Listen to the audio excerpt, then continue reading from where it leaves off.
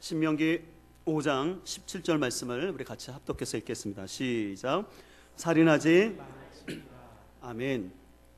우리가 지난주는 3세대 연합 예배를 드렸는데요, 계속해서 오늘 십계명 강해를 진행하도록 하겠습니다. 우리 잠깐 먼저 복습하고 또 진행을 하도록 하겠습니다.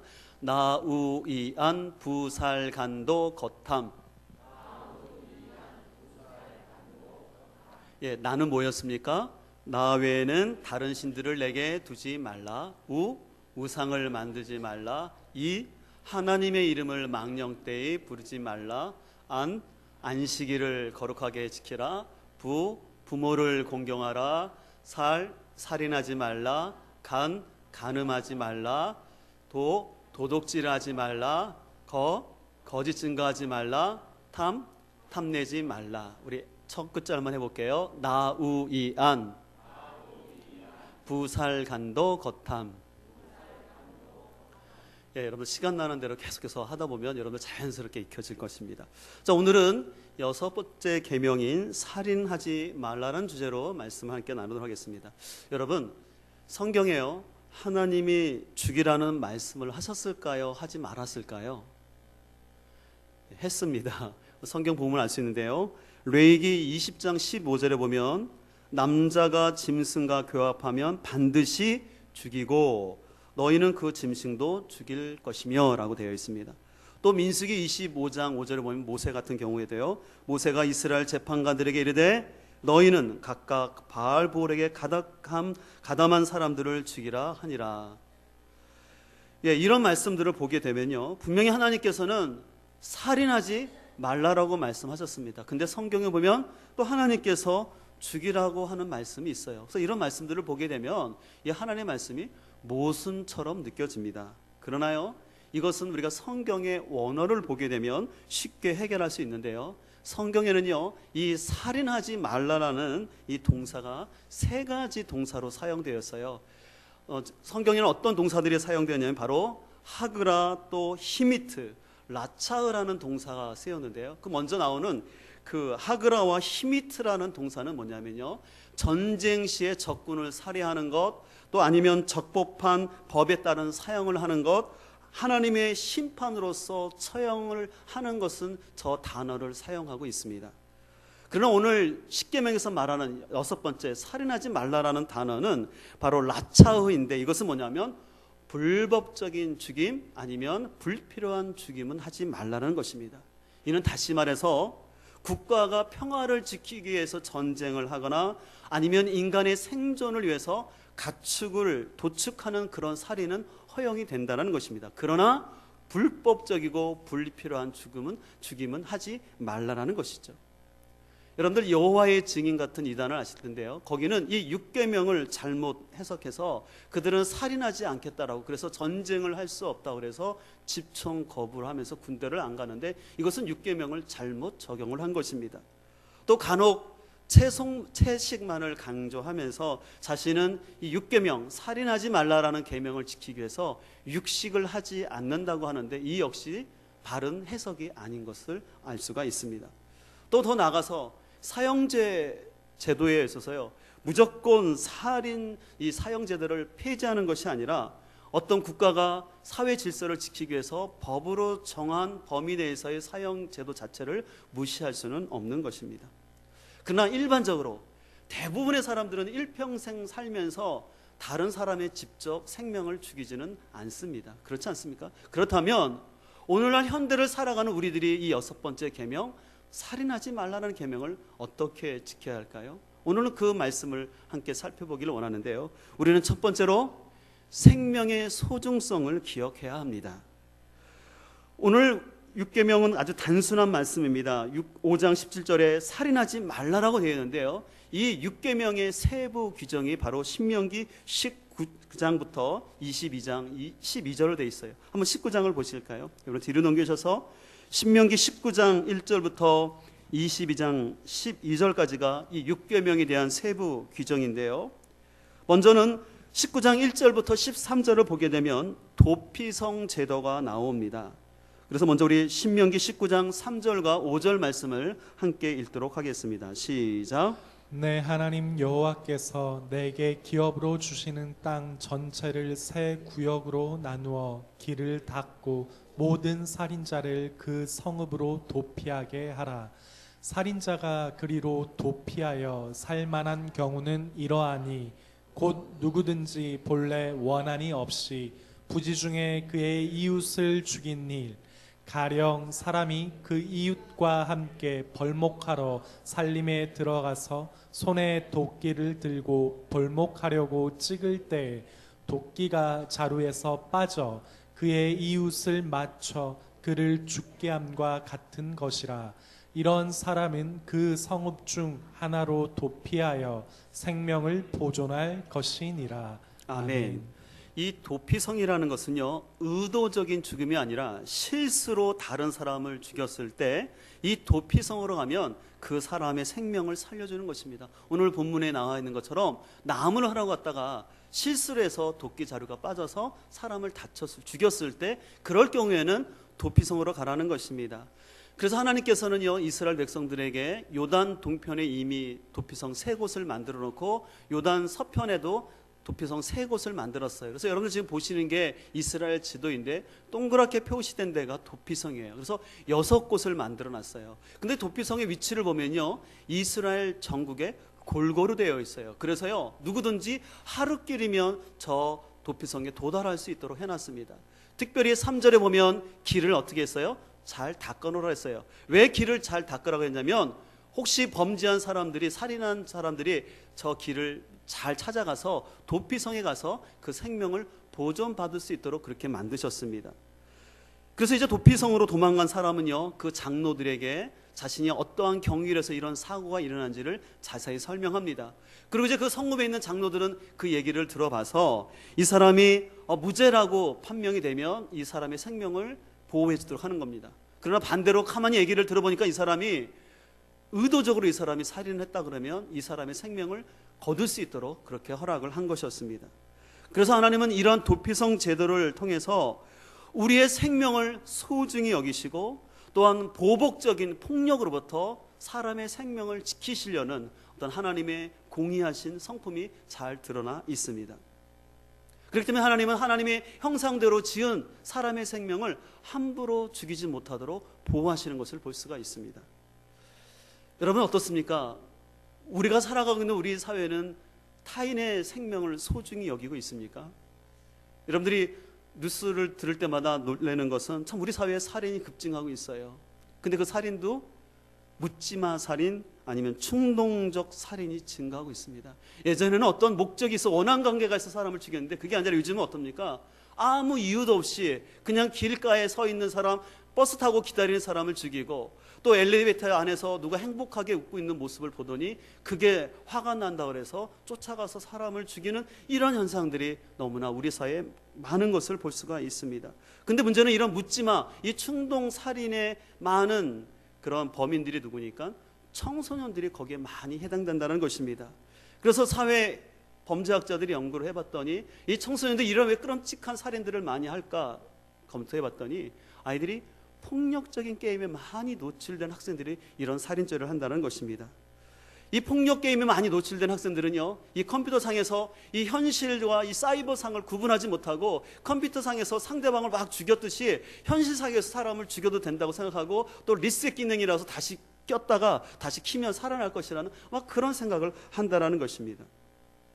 혹시 지난주에 관심 있는 그런 기사가 떴었는데요. 제가 예전에 스마트폰의 위험성을 설명하면서 잠깐 설명했던 내용이었는데요. 여러분들 스티븐 잡스 아시죠? 아주 대단한 사람이죠. 그래서 이 사무실에 있던 그런 PC들을 각 가정으로 오게 했고 가정으로 올 뿐만 아니라 이제 사람들의 손에 다 쥐어졌지요. 그래서 우리가 흔히 말하는 아이폰, 이 스마트폰이 각 사람들에게 갖도록 해줬던 인물이었습니다.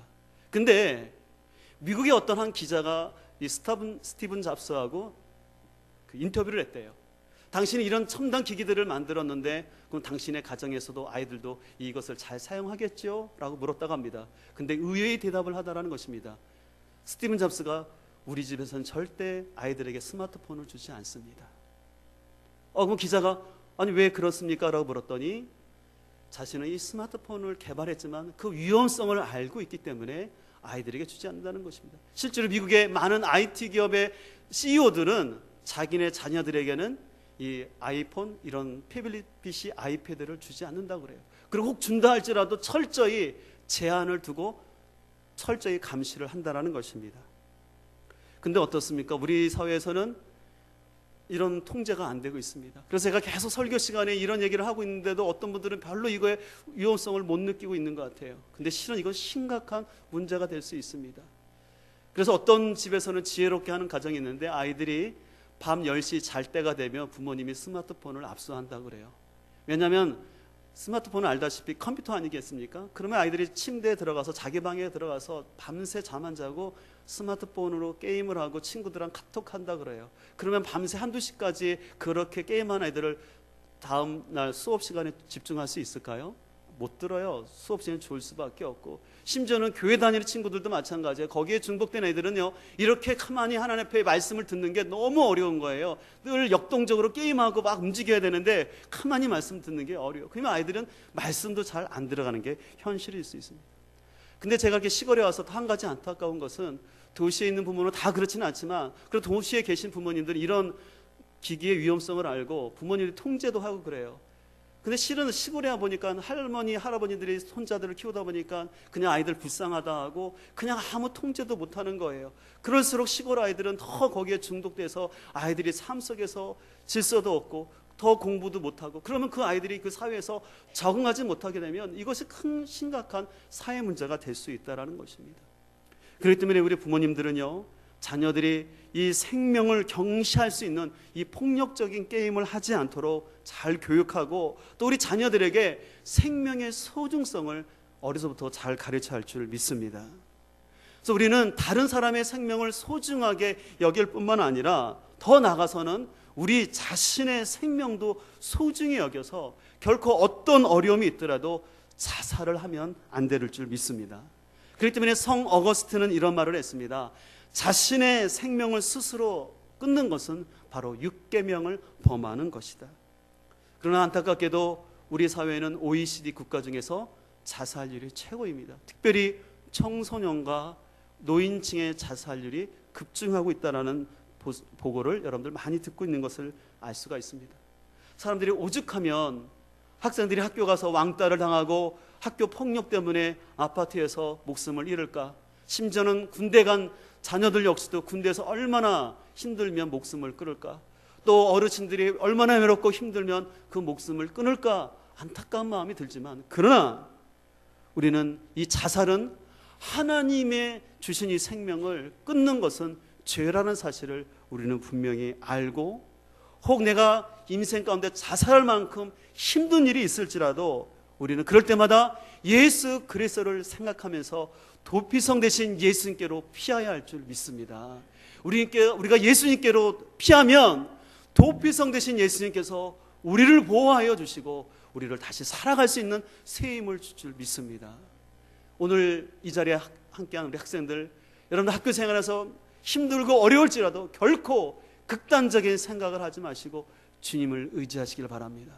또 우리 어르신들도 힘들고 외롭다 그래도 절대 스스로 목숨을 거두지 마시고 우리 주님을 의지하시면서 여러분들이 새롭게 살아갈 수 있기를 간절히 소망합니다. 여러분들, 자살을 거꾸로 읽으면 어떻게 되죠? 우리는 살아야 할 줄 믿습니다. 우리 옆에 사람과 인사하겠습니다. 꼭 사시길 바랍니다. 잘 사시기 바랍니다. 두 번째로 우리는 이 살인하지 말라는 계명을 지키기 위해서 우리는 또한 경제적인 살인을 하지 말아야 합니다.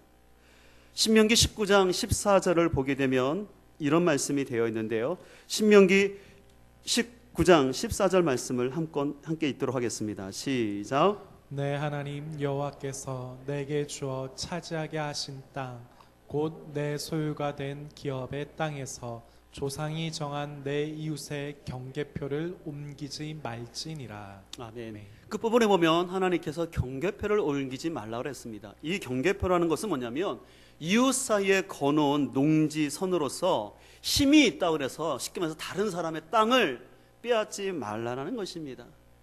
그러나 안타깝게도 구약 시대에 이런 일이 발생했는데, 특별히 열왕기상 21장에 보면은 아합 왕과 그 부인 이세벨이 나오는데, 그 사람들이 나봇이라는 사람의 포도원을 빼앗는 일이 발생했습니다.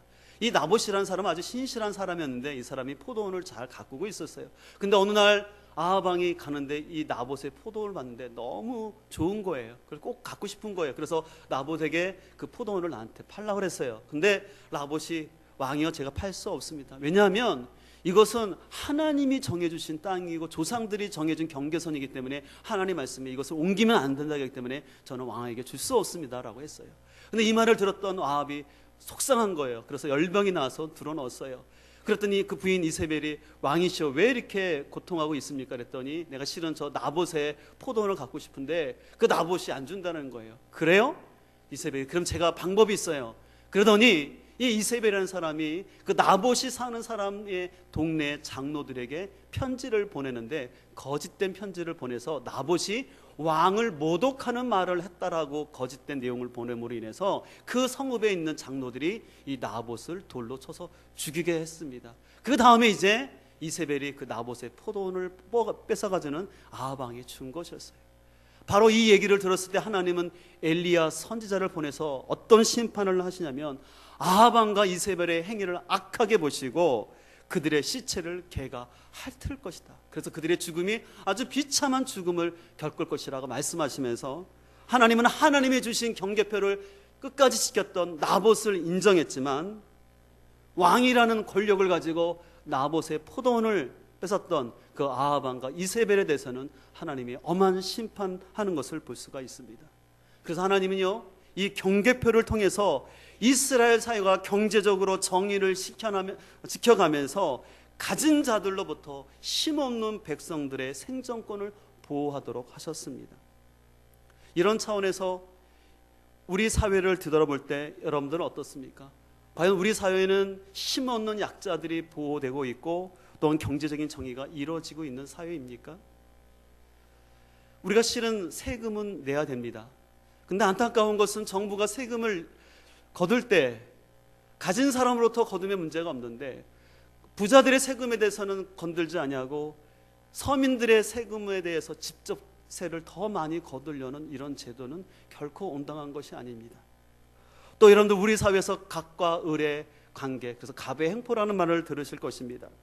또 부익부 빈익빈 현상이 우리 사회는 점점 심화되고 있습니다.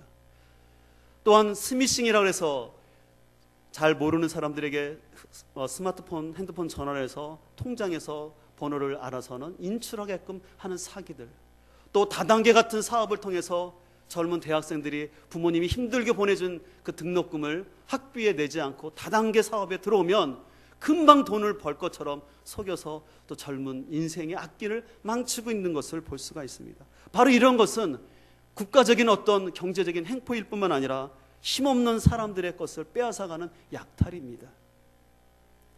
지난주에도 어떤 한 어르신 집사님을 만났는데 갑자기 길에서 만났는데 어르신이 눈물을 글썽하시면서 얘기하고 계신 거예요. 그 사연을 들어봤더니 그만 추석을 지나고 났는데 그동안 이렇게 관리하고 있었던 통장과 도장이 없어졌다는 거예요. 잘 있었는데 없어졌다는 거예요. 그래서 안타까운 마음을 가지고 은행에 가서 은행 직원을 통해서 또 그 통장을 개설해 주시는 그 자녀와 통화를 통해서 빨리 인출되지 않도록 어떤 여러 가지 조치를 했는데, 하나님께서 참 싫어하는 것이 있는데요, 고아나 가부처럼 힘없는 약자의 것을 약탈하가는 죄에 대해서는 하나님이 아주 엄하게 명하셨어요. 여러분들, 제가 자주 설교드리지만 이스라엘 백성들이 왜 망했다고요?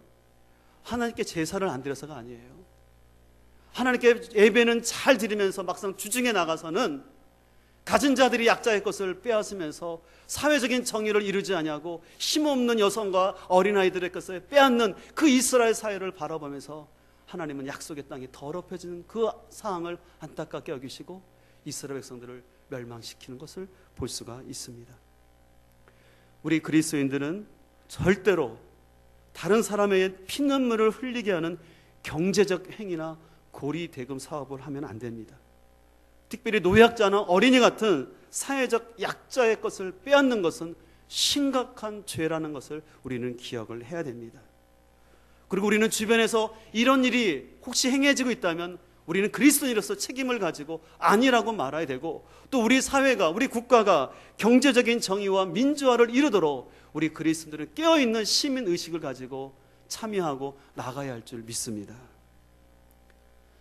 마지막으로 우리가 이 살인하지 말라라는 계명 가운데 우리가 실천할 것이 있는데, 그것은 언어적인 폭력을 쓰지 말아야 합니다. 오늘 신명기 19장 15절부터 21절을 보게 되면 재판 시에 위증을 하지 말라라는 세부 규정이 있습니다. 오늘 19장 18절과 19절 말씀을 함께 읽도록 하겠습니다. 시작. 재판장은 자세히 조사하여 그 증인이 거짓 증거하여 그 형제를 거짓으로 포함 것이 판명되면 그가 그의 형제에게 행하려고 꾀한 그대로 그에게 행하여 너희 중에서 악을 제하라. 아멘. 하나님께서는요, 이스라엘 가운데 악을 제하라 하시는데 어떤 게 악이냐면 재판 중에 위증하는 것, 다시 말해서 거짓말하는 것입니다. 하나님은 왜 위증을 싫어하냐면 어떤 사람이 거짓 증언하게 되면 재판으로 해서 그 사람의 생명을 잃을 수 있고, 만약에 그 사람이 가장이라면 그 가정 자체가 파괴될 수 있고 가정이 살아갈 수 없기 때문에 위증하는 것, 거짓말하는 것에 대해서 하나님이 심각해 여기는 것입니다. 그래서 자신의 편견의 참말로 또한 어떤 미움을 가지고 어떤 사람을 모함하는, 그래서 한 인격을 손상시키는 행동은 하나님께서 그것은 살인죄에 해당한다라고 경고하는 것입니다. 특별히 우리는 다른 사람의 인격을 무시하는 격한 말을 하면 안 됩니다. 그렇기 때문에 마태복음 5장을 보게 되면 예수님께서 산상수훈을 말씀하시면서 마태복음 5장 21절과 22절에 이렇게 말씀을 하는 것입니다. 한번 우리 마태복음 5장 21절을 같이 읽겠습니다. 시작. 옛 사람에게 말한 바 살인하지 말라. 누구든지 살인하면 심판을 받게 되리라 하였다는 것을 너희가 들었으나 나는 너희에게 이르노니 형제에게 노하는 자마다 심판을 받게 되고 형제를 대하여 나가라 하는 자는 공회에 잡혀가게 되고 미련한 놈이라 하는 자는 지옥불에 들어가게 되리라. 아멘. 예수님께서는 제자들에게 산상수훈을 가르치면서 너희가 과거에는 모세로부터 살인하지 말라라는 십계명을 들었는데, 주님께서는 이게 재해석을 하시면서 너희가 다른 사람의 생명을 직접 해하는 것뿐만 아니라 다른 사람의 인격을 모독하는 격한 말을 하는 것, 그건 역시도 살인죄를 범하는 거라고 말씀하시는 것입니다. 그래서 주님은 22절에 이렇게 말씀하세요. 여러분들 앞에 보면 주님께서는 형제에게 노하는 자마다라 했죠. 이 노하다라는 것은 뭐냐면 성내다라는 거예요. 그래서 영어 단어는 anger, 분노하다는 거예요. 감정적으로 표출하는 것, 노하는 것, 하나님께서 그 살인죄라고 말하는 것입니다. 또 22절에 보면 형제에 대해서 라가라라고 말하고 있는데요. 저 라가라라고 했는데 여러분들 저거 잘 읽으셔야 되는데요. 저 나가라가 한국말이 아니에요. 저게 나가라는 한국말이 아니라 헬라어예요. 라가. 그러면 라가는 뭐냐면 바보라는 의미예요. 너희가 형제 중에 바보 멍충이 이런 말하면 그 역시 살인죄라는 겁니다. 여러분들 우리 아이들이 또 여러분 일상 중에 바보라는 말을 얼마나 자주 씁니까? 근데 주님께서는 그런 말을 하는 것도 살인죄에 해당한다라고 주님께서는 말씀하는 것을 볼 수가 있습니다. 그래서 우리는 가정 안에서 특별히 남편들은 배우자 또 아내 역시도 상대 남편에 대해서 격한 말로 그 사람의 인격을 모독한 말을 하면 안 됩니다. 특별히 더 조심할 것은 부모님들은 우리의 자녀들에게 함부로 화를 표출하고 아이들의 인격을 무시하는 말을 하면 안 되는 것이죠.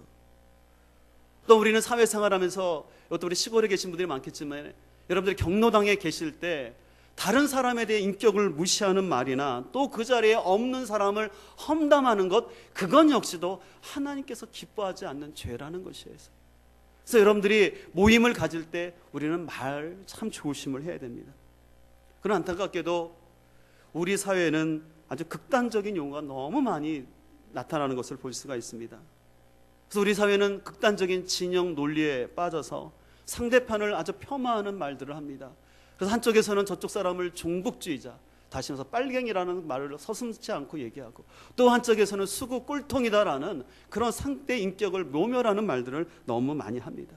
또 그 사람의 출신 지역을 가지고 저 사람은 그 지역 출신이니까 저 사람의 생각은 저럴 거야 라고 폄하하는 말들을 너무나 우리 사회에 있는 것을 볼 수가 있습니다. 여러분 잘 아는 것처럼 온 국민을 안타깝게 했던 세월호 사건이 있었어요. 그래서 그 사건을 해서 속에 많은 국민들이 염려하고 거기 실종된 사람들이 빨리 돌아오기를 염원하고 있었습니다. 그러나 지금 우리 사회는 어떻습니까? 이 문제가 해결되지 않으면서 점점 진영 논리의 싸움이 돼서 정권을 지지하는 거냐 아는 거야 그런 차원으로 변질되어서 진실 공방보다는 정권에 대한 지지와 아닌 걸로 서로 편이 나누면서 상대를 향해서 입에 담기 어려운 말들을 하는 것을 볼 수가 있습니다. 좀 지난주에 또 지지난주에 안타까운 그런 뉴스들을 많이 들었었는데요. 일간 베스트라는 사이트를 이용하는 젊은 청년들이 여러분들 저희 보시는 사진처럼 그 유가족들이 세월호법을 위해서 단식을 하고 있는데 거기에서 일부러 피자와 치킨을 시켜 먹으면서 유가족들을 조롱을 하면서 세월호법이 통과되면 안 된다라는 행동을 하는 것이었습니다. 또 어버이 연합이라는 그런 명칭을 쓰는 단체에서는 저렇게 여러분들 잘 보이시는 모르겠지만 단식 매딜제라고 세월호법 반대하면서 단식 매딜제라고 그런 정작 자기들은 거기서 짜장면을 시켜서 먹고 있는 모습들을 볼 수가 있습니다. 그리고 피켓을 들고 시위하는 그 문구들을 보게 되면 상대편에서 지옥으로 가라라는 그런 험악한 말들을 하고 있는 것입니다. 저는 이런 것을 보면서 우리 사회가 얼마나 무서운 사회가 됐는지 다시 한번 생각해 봅니다. 일반적인 양심과 일반적인 상식이 있는 사람이라면 어떤 생각이 틀릴 수가 있어요.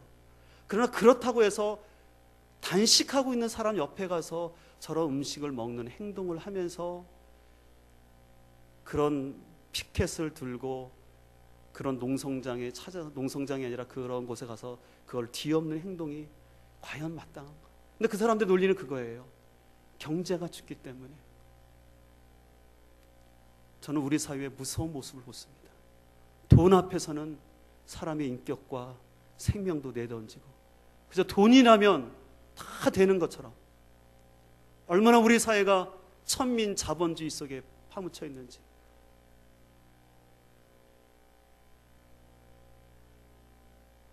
요즘 신문들을 보면 또 신문들 역시도 너무 말들이 가격합니다. 원래 방송과 신문은 언론으로서 객관성과 공정성을 어느 정도 유지해야 되는데 요즘 신문들은 그렇지 않습니다. 편을 가르고 악의적인 말들, 감정적인 표현들을 그대로 노출합니다. 그래서 예전에는 저희가 실은 논술 공부할 때는 신문 사설을 공부했어요. 근데 요즘은요 신문 사설을 못 보게 합니다. 왜냐하면 신문 사설들이 너무 치우친 극단적인 표현들을 하기 때문에 아이들한테 오히려 안 좋은 영향이 있다고 그걸 하지 못하게 합니다. 또 우리 사회에서 흔히 종편이라고 불리는 그런 방송에서는 계속해서 상대편을 폄하하는 표현들이 나타나고 있습니다. 그래서 세월호 유족을 향해서 시체 장사를 한다고 하고, 전 그럴 때마다 과연 보수는 그런 게 아니지 않습니까? 원래 보수라는 건 생명을, 인권을 소중히 여기는 거예요. 그래서 우리는 분별을 해야 돼요. 뭐가 보수이고 뭐가 극단적인 기득권 세력이고 수구 세력인지를 잘 분별을 해야 돼요. 우리 기독교인들은요 이런 사회 속에서 진정으로 빛과 소금의 역할을 하면서 이 사회가 하나 되고 통합될 수 있도록 우리는 진짜 책임의식을 가지고 바른 언행과 바른 행동을 해야 될 줄 믿습니다. 그래서 모로코 속담에 말로 입힌 상처는 칼로 입힌 상처보다 더 크다라는 말이 있어요. 여러분들 사람이 상처는요 내가 누구한테 맞았어요. 그건요 며칠 가면 멍이 풀려요. 다 경험하는 거지만 말로 받은 상처는 평생 가는 사람이 있습니다. 어린 시절 선생님으로부터 들었던 그 한마디 때문에, 또 아니면 시집와서 시부모로 들었던 그 한마디 때문에 평생을 한을 품고 마음의 응어리지를 가지고 사는 사람들을 볼 수가 있습니다. 특별히 저와 같은 목회자들은 강대상에서 하는 말을 진짜 조심을 해야 됩니다. 목회자들의 성숙되지 않은, 절대 되지 않는 말들로 인해서 상처받고 떠나는 성도들, 또한 목회자들의 강대상을 빌어서 성도들을 공격하는 그런 언행들은 저는 하나님 앞에 큰 죄라고 생각하고 저 역시 참 조심을 합니다. 그래서 때로는 제가 설교를 준비할 때 어렵지만 원고 설교를 하려는 이유는 뭐냐면, 제가 원고 설교를 하지 않으면 제가 생각한 것, 제 감정대로 표현하다 보면은 하나님의 말씀이 아니라 다른 인간적인 말이 나올 수 있기 때문에 그렇죠. 이런 목회자뿐만 아니라 교회 지도자뿐만 아니라 우리 성도 간에도 우리는 참으로 말 조심해야 될 줄 믿습니다. 제가 실제로 있었던 얘기를 들었는데요, 어떤 한 교회 여지사님이 그 남편 구원을 위해서 그렇게 기도를 했는데 남편이 끔찍도 하지 않더라는 거예요. 근데 그럼에도 불구하고 여지사님이 10년 동안을 그 남편이 교회 나오도록 그렇게 간절히 기도했대요. 그래서 하나님께서 참으로 은혜를 베푸셔서 10년 만에 그 남편이 교회를 나오게 됐어요. 근데 그 남편이요, 성격이 분명한 사람이라 내가 예수를 안 믿을 때는 그렇지만 이제 내가 교회를 나오니까 내가 제대로 예수님을 믿겠다. 그래서 그 사람은 교회 나오면서부터 주일 낮 예배부터 오후 예배, 그리고 수요 예배, 심지어는 새벽 예배까지 나오고 교회 주차 봉사도 하면서 아주 열심히 봉사를 했다는 것입니다. 그래서 많은 교인들이 기뻐하고 그 여지사님을 보면서 축복을 해줬대요. 지사님이 인내하고 기도했더니 이렇게 응답됐네라고 그렇게 축복을 해줬대요. 근데 어느 날인가 이 남편이 갑자기 주일날만 딱 나오고는 식사도 안 하고 그냥 가더라는 것이에요. 그래서 그것을 이상히 여긴 담임 목사님이 그 남편분을 찾아가서, 아니 예전에 이렇게 열심히 하시더니 왜 요즘 갑자기 이렇게 변하셨습니까? 라고 물었대요. 그랬더니 그 남편이 하는 말이, 제가 어떤 교인에게 들었던 말 때문에 그러는데요, 다음과 같은 말이었습니다. 너 요즘 너무 설친다.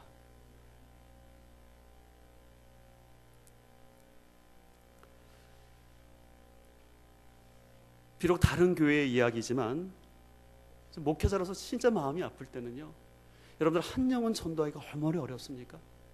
그래서 한 영혼을 교회에서 참 정성껏 돌보고 하고 있는데 교회 안에서 미성숙한 성도들, 절대 되지 않는 그 말 때문에 상처받아서 신앙생활에 회의를 갖는 사람들 볼 때마다 참 목회자로서 마음이 아픈데, 이것은 우리가 진정으로 다시 한번 우리 자신을 돌아봐야 할 줄 믿습니다. 그래서 저는 그 남편의 얘기를 들으면서 그래도 저는 그 남편이 훌륭하다 생각 들었어요. 왜냐하면 그런 말 듣고도 그래도 주일 예배는 나오잖아요. 저는 그분이 제 남편이 믿음이 그래도 있다 생각 드는 거예요. 아마 저 같았으면 교회 안 나왔을 것 같아요.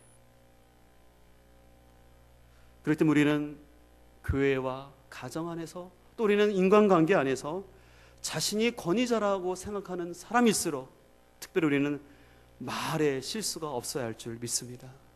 아까도 말씀드린 것처럼 어린 시절 권위자로부터 들었던 말은 그 사람의 평생 영향을 미치게 됩니다. 그런 의미에서 우리는 오늘 말씀을 마치면서 이혜인 수녀님이 쓴 말을 위한 기도라는 것을 다시 한번 묵상해 보기를 원합니다. 제가 예전에도 한번 소개를 드렸는데 오늘 다시 한번 여러분들이 이 영상을 보시면서 우리의 언어 생활을 다시 한번 뒤돌아보면서 말을 위한 기도가 저와 여러분의 기도가 되기를 간절히 소망합니다. 한번 영상을 보도록 하겠습니다.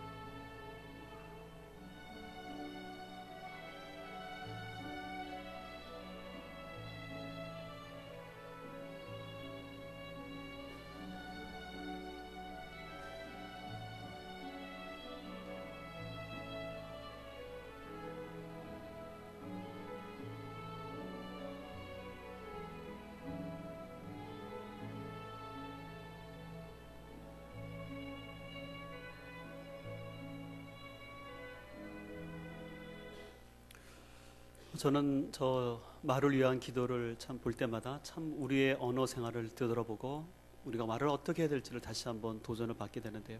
혹시 여러분 중에 저 기도문이 필요하신 분들은 저에게 말씀해 주시면 제가 프린트해서 여러분들에게 나눠드리도록 하겠습니다. 저는 말씀을 마치면서 우리 그리스도인은 죽이는 사람이 아니라 살리는 사람이 되어야 할 줄 믿습니다. 우리의 기도로, 우리의 말로 우리의 가정과 교회를 살려야 할 줄 믿습니다. 우리는 말씀을 마치면서 오늘 6계명은 단순히 사람의 생명을 직접적으로 해하는 그 범위를 넘어서 우리로 하여금 생명의 소중성을 여기고, 그래서 자신의 생명을 소중히 여기고, 그래서 어려울 때라도 결코 자살을 선택하지 않고, 또한 타인의 인격을 존중하기 때문에 격한 말을 하지 않도록, 감정 섞인 말들을 하지 않도록 조심하면서, 또 우리 사회 가운데서 경제적 착취로 인한 그런 자살이 나타나지 않도록, 또 언어적인 폭력이 일어나지 않도록 우리 그리스도인이 이 사회에서 빛과 소금 역할을 감당해야 할 줄 믿습니다.